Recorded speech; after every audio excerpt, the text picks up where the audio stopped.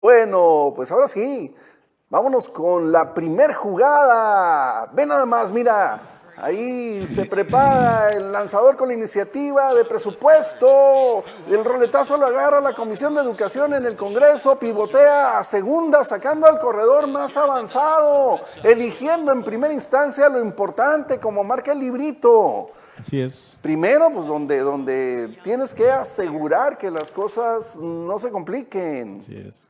Prioridades, Ricardo, prioridades. Siempre vas a ir por lo importante, a veces por lo urgente, ¿no? Sí, la situación está, ¿quién es el que hace la prioridad? O sea, ¿quién prioriza? ¿Quién define el alcance? ¿Quién define la priorización? O sea, ese es el gran secreto de una política pública, ¿no? ¿Y por qué? Porque él es el que también le va a dar la orientación exactamente de qué es lo que se busca con esa priorización. Entonces, tiene que ver mucho con la elaboración del presupuesto, pues que se vaya basado en los acuerdos, en los compromisos que tiene el gobernante, que hizo al final de cuentas que pues vaya a generar lo que se llama el plan operativo anual, ¿sí? De acuerdo a ese presupuesto que él está pidiendo que se lo aprueben. Entonces sí está interesante por ejemplo, en materia de educación, pues, o sea, cómo sigue prácticamente aplanado, ¿sí? Y ya tiene más o menos a nivel federal, son casi 10 años los que no ha crecido ese presupuesto. Realmente nomás absorbe cuando mucho el porcentaje de inflación, pero si nos vamos directamente a ver el porcentaje del Producto Interno Bruto destinado a educación, pues realmente no ha crecido, al contrario. De 4 y Exactamente. cachos, de 4.1, 4.2 que era, ahorita anda en 3, si mal no recuerdo, 3 y cacho, ¿no? Sí, en algún momento llegó lo máximo que ha llegado en los últimos 12 años al 3.9%, como lo vamos a ver ahorita en una gráfica. Pero antes yo te diría, la Ah, Organización ok, para ajá. la OCDE ha recomendado, la UNESCO también La lo ha UNESCO, sí. recomendado sistemáticamente desde hace más de 20 años, que México debe invertir el 7% del Producto Interno Bruto en educación. ¿Y qué hace México? No lo hace. En algún momento llegó a arribita del 4%, si mal no recuerdo, fue por allá por el 2000, 2001, 89, ¿no? por esas, Ujú. digo, 99, por ahí por esos años, llegamos a pensar que íbamos a tener un Sí, presupuesto sí, con iba el para que arriba, el ajá. sistema educativo se iba a fortalecer y con lo cual se pueden hacer muchas cosas, normalizar las escuelas. Fíjate, por ejemplo, una norma oficial mexicana que diga cómo debe ser cada una de las escuelas en el país y no la capirotada que tenemos, no las grandes diferencias que hay entre la escuela rural, la escuela urbana, la escuela de la zona marginada, del casco urbano, qué tipo de mesabancos deben tener los alumnos, el equipamiento, multimedia, acceso a equipo de cómputo, las tabletas, etcétera. O sea, recursos para que los muchachos aprendan mejor, pues eso no va a pasar en México si seguimos haciendo lo mismo, pero más barato.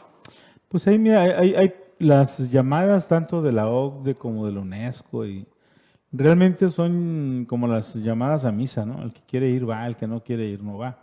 México, en el artículo primero constitucional, pues debería de hacer caso a todos los acuerdos que se tienen a nivel internacional. Y, y vemos, por ejemplo, a nivel Latinoamérica, vemos que Cuba, ¿sí? Destina el 12% del PIB a educación. Pero de un PIB muy chiquito, Sí, bueno, pero es el 12%, ¿no? sí, Del es el presupuesto. 12%. Y Estados Unidos, ahora con el gobierno de Biden también, o sea, destinó un alto porcentaje precisamente del PIB, creo que anda en el 10, ¿no? Por ahí anda, para educación. ¿Sí? Por arriba, ¿no? Ajá. De lo De lo recomendado. Y se recomendado, sí. nota, pues yo tengo a mi nieto en una escuela allá en Estados Unidos Ajá. y el niño está súper bien atendido, una escuela hermosa, bien equipada, no, no, no, mi niño tiene cierto grado de autismo, tiene su maestra de acompañamiento y las mejores condiciones para el aprendizaje, cosas que ni de Y esa escuela de chiste ni en gobierno, una, no, y es no, de gobierno. una escuela de fifí. No, pero ya quisieran las escuelas Sí, privadas de sí, aquí sí. tener todos los recursos que tiene Pues esa y esa- muchas escuelas en Estados Unidos. Pues esa es precisamente la aspiración de cuando se habla de los porcentajes que se deben de buscar del ejercicio, en el ejercicio gubernamental, cómo repartir los porcentajes del presupuesto y hacia dónde destinarlos. Y aquí pues acuérdate que hay muchos programas que se cayeron, ¿sí? Que venían funcionando Y que se y, sustituyeron y otros además. que se han sustituido. Entonces, Tenemos el más reciente, el de las escuelas de tiempo el tiempo completo, completo. que la verdad, pues, no sé, la autoridad educativa, por lo menos aquí en Sonora, no tiene una justificación, porque ya hay una sentencia de un juez federal que obliga a Que se restituir el restituya, programa sí. y la SEP no ha hecho caso. Claro que la SEP pues, no se manda sola, ¿no? Por supuesto, Así pero es. yo recuerdo, y así yo lo comentaba ahora en la semana, que el gobernador Durazo había propuesto un programa alterno, con otro nombre, que ni me acuerdo el nombre, pero simplemente no se concretó. Seguramente no le dieron luz verde, le dijeron no procede, no lo hagas, y pues el gobernador ya no volvió a tocar el tema. Y sí, yo consulté con la SEC ahora en la semana y me dijeron, no, pues, No hay todavía. pero sí se anunció, Aarón Grajeda estuvo en el Congreso, ahí en Comunicación Social del Gobierno y anunció que iba a ese programa. Pues, qué lástima que no lo pudieron concretar o que no los dejaron. Bueno, vamos con la primera gráfica, Ricardo, para ver la inversión en el sector educativo del Producto Interno Bruto, con un histórico de 2010 a la fecha, 12 años. Y ahí el pico máximo, pues se logró hasta en 3.9% del Producto Interno Bruto, el cual en 2015, o después de 2015, con el gobierno de Peña, ese 3.9 también lo tuvo en 2010 con el gobierno de Calderón. En 2011 bajó una décima. En 2012 volvió a 3.9 y se sostuvo así hasta 2015. Los últimos 3 años del gobierno de Peña bajó incluso hasta el 3.2%, que fue lo más bajo durante ese periodo, para después repuntar hasta 3.5 en 2020, ya con el gobierno actual, y baja en 2022 al 3.1. Y pues para este año sube al 3.2. Se mantiene prácticamente igual. Se mantiene igual, con una pequeña variación, unos cuantos milloncejos más, pero no llega ni al 1%, Ricardo. Ahora, tiene que ver mucho, o sea, independientemente de la cantidad que tú destines del Producto Interno Bruto a cada área, tiene que ver también dentro de por ejemplo, dentro de la educación, hacia dónde está destinado ese presupuesto, ¿no? Para el gasto, ¿no? Bueno, ahorita vamos a ver hacia dónde. Es más, lo vemos de una vez. Luis, vete por favor a la última gráfica de esta. La gráfica, Luis. Muy bien. La gráfica, joven. Si tú quieres ver cómo se distribuye parte de esos recursos, tendría que decirte que el presupuesto del año anterior fue de 883,929 millones de pesos. Hoy fue de poquito más de 900 millones y se distribuyó de la siguiente manera. En el programa, bueno, esto es con respecto a los programas. La escuela es nuestra. En 2022 había un monto de 13,964 millones de pesos. Para 2023 están proyectados 27,053 millones de pesos. Doble casi. ¿Cuál es este programa? Pues el programa con el que los padres de familia deciden cuál es la obra que van a hacer en las escuelas y que ya tuvo varias observaciones. Si tú ves, por ejemplo, vete a la segunda A la segunda gráfica, Luis.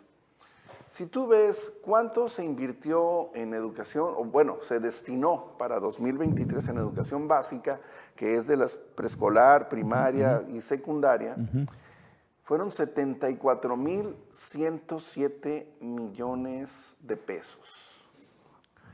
Es decir, si tú comparas, por ejemplo, hay otro de los programas ahí que es la beca universal para estudiantes de educación media superior, que es la Benito Juárez, que esta semana tuvo reclamos de padres de familia que denunciaron que no se les están otorgando las becas, que no los inscriben en el programa, que no funciona la plataforma, que van a la oficina aquí de bienestar en donde los dan de alta en el padrón, y así de haya 50 formados en la fila, nomás admiten 10 diarios.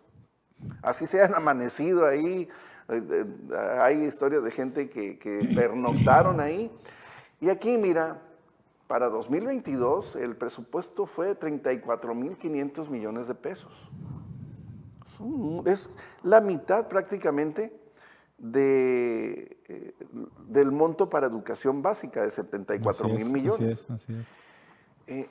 ¿Y qué implica eso? Que la educación básica, que es la que concentra la mayor cantidad de alumnos en las escuelas del país, tiene ese costo.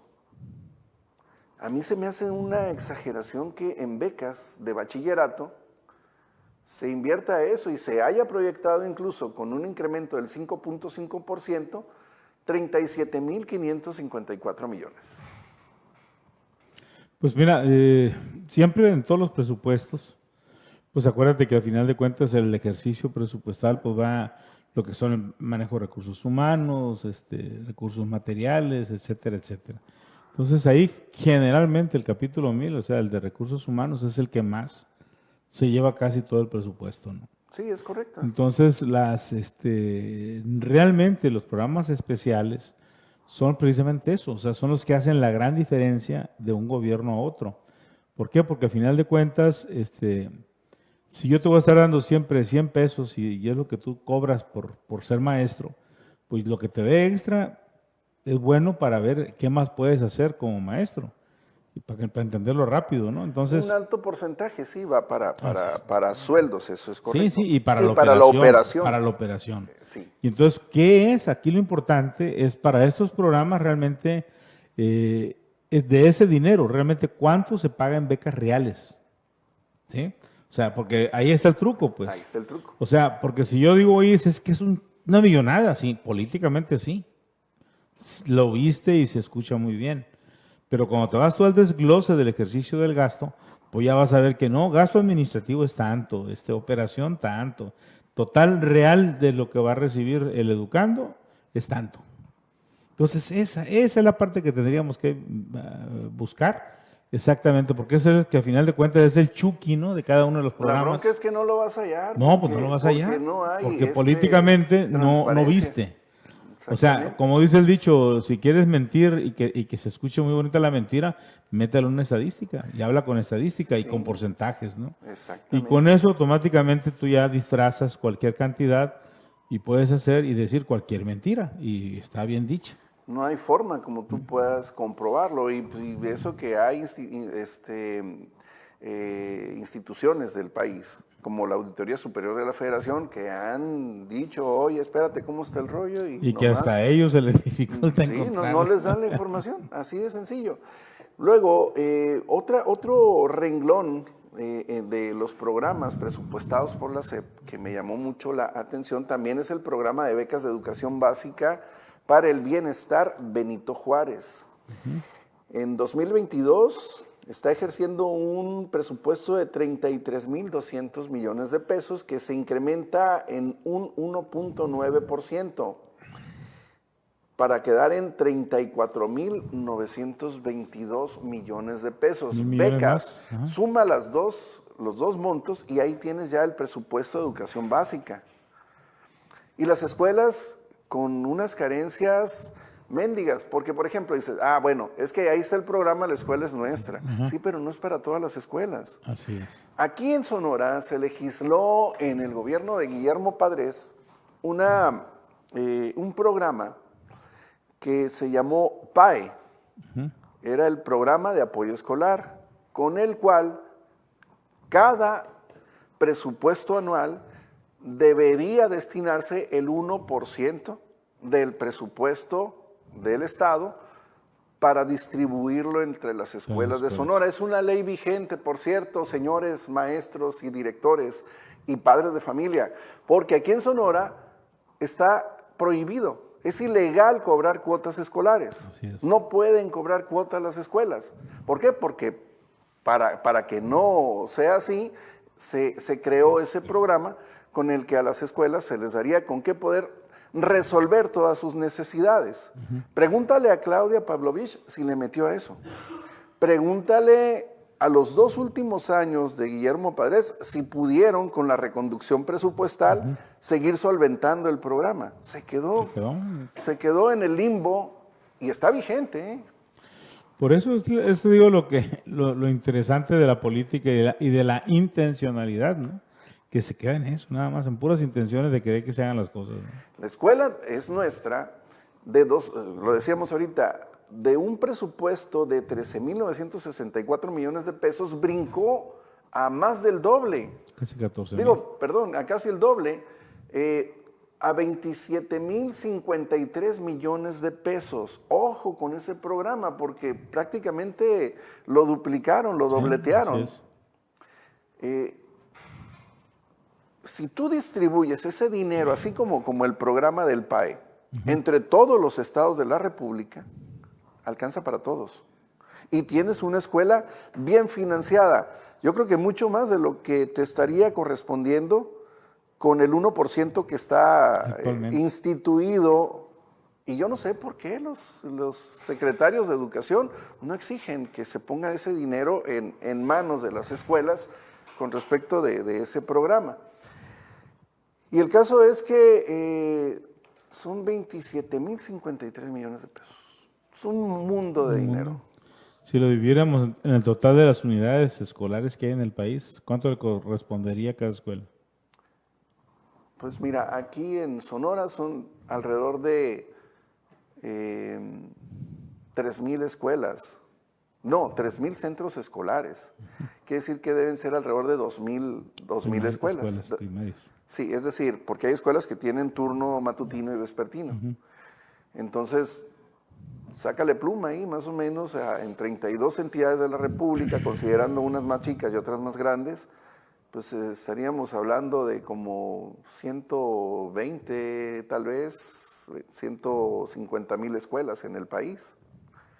Si lo distribuyes 28,000 millones entre 150,000, por decir un número. Pensé que estabas haciendo números. 28,000. 28,000 millones entre 150,000, ¿de cuánto te da? Pues 186,666. Eso, fíjate, distribuyes a las escuelas para un presupuesto anual y te lo hacen rendir. Así de simple. Así de simple. Bueno, ahora vámonos con la segunda lámina otra vez, Luis. Y ya viendo cada uno de los sistemas, me llama mucho la atención que la educación media superior y la superior se llevan los más altos presupuestos. En el caso de media superior, que son preparatorias, se lleva 130, y escuelas técnicas, ¿no? Como el CONALEP y ese tipo de escuelas, 131,814 millones de pesos. Casi igual que Casi el doble del presupuesto de educación básica. Son menos maestros, son menos planteles, es menor el costo. Entonces, ¿qué es eso? ¿Costo de inversión? Pudiera ser, estar haciendo nuevas escuelas. Nuevas escuelas, ampliar la pirámide cobertura. poblacional está avanzando y eso genera presión. Es interesante ese dato, ¿eh? Muy y interesante. luego, en educación superior todavía es mayor el presupuesto, 142,341 millones de pesos. Las escuelas, las universidades Benito Juárez, que se han visto en la controversia, que se han visto porque no tienen los REBOEs, porque terminan los egresados y su título no tiene validez oficial. No, si no hay un revuelo, no. Pero además que se han quejado de falta de maestros, de falta de equipamiento, de una serie de carencias técnicas incluso, que no son los maestros adecuados los que están en esas escuelas, pero que se han llevado una buena tajada del presupuesto. Antes le conocíamos como escuelas Patito, ahora son escuelas Gansito. Son escuelas Gansito. Y luego, en posgrado, 7,342 millones. Me llama la atención también porque es una buena inversión el tener gente más preparada. Ahí quiero pensar que va incluido el CONACYT. Sí, en teoría sí. En teoría sí, y que le bajaron el presupuesto de una manera escandalosa. Pero que además, ya revisando a quienes se les asignan, por ejemplo, al Jorge Tadei, al hijo, al Pablo Tadei, a ese vato le pagaron la carrera con becas del CONACYT, allá en donde hacen gente mala, como dice el presidente, ¿no? Aspiracionistas que aprenden las peores mañas y que vienen a practicarlas aquí a México, pues al señor millones y millones que le aplicaron para esas becas. ¿Por qué para él sí? ¿Por qué para otros no? Esa es la pregunta. Qué bueno que le tocaron. Pero yo lo que sé es que han restringido las becas para Santa María y Medio Mundo. Pero curiosamente, pues, o sea, el presupuesto ahí está lo que está autorizado. Entonces, sí sería muy interesante revisar ya los desgloses, ¿no? Cuánto es lo que se está asignando a qué programas específicamente y cómo lo van a ejercer o cómo lo están ejerciendo, ¿no? Yo creo que podemos ir a la parte fina de esto, ¿no? Sí, no, es que se tiene que hacer un desglose. En lo grueso, la sorpresa si no te sale así, pues que el capítulo 1000 es el que se lleva el 90 y tantos % de todo eso, ¿no? ¿Sí? Que es el manejo de recursos humanos, ¿no? Y vámonos, ¿no? No sé si haya habido un incremento sustancial a los maestros, ¿sí? Lo dudo, pues si lo que quieren es correrlos, O desaparecer. es realmente la inversión es en estructura, en infraestructura, la inversión es realmente en nuevos procesos, ¿no? O nuevos programas. Entonces yo creo que sí sería interesante hacer una revisión de los programas que considera cada uno de sus niveles con esos presupuestos, ¿no? Sí. Bueno, educación para adultos, mira. Sí, 1,766 millones de pesos. Me parece que debe ser poco, porque con esto del confinamiento, muchos chavos quedaron fuera de las secundarias.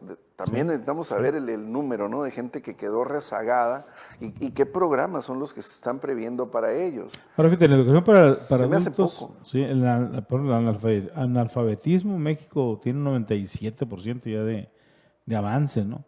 Y ya si consideramos pues que es primaria, educación media, básica y media superior, por medio precisamente de esos presupuestos, pues también hay que analizarlos. Sí, Porque sí ha tenido, o sea, sí se ve que pues es un presupuesto respetable, ¿no? Para lo que se tiene que ejercer, ¿no? Sí, pero bueno, habría que hacer el comparativo, ¿no? Cómo le invirtieron en los últimos 10, 11 años y ver en la parte del confinamiento, con las estadísticas de deserción, con las estadísticas de muchachos que tuvieron que integrarse a la fuerza laboral, ¿cómo los vas a atraer para un sistema de educación para adultos? Fíjate, bueno, el dato preciso, la variación en términos reales fue del 6,5%, no con respecto del PIB, ¿no?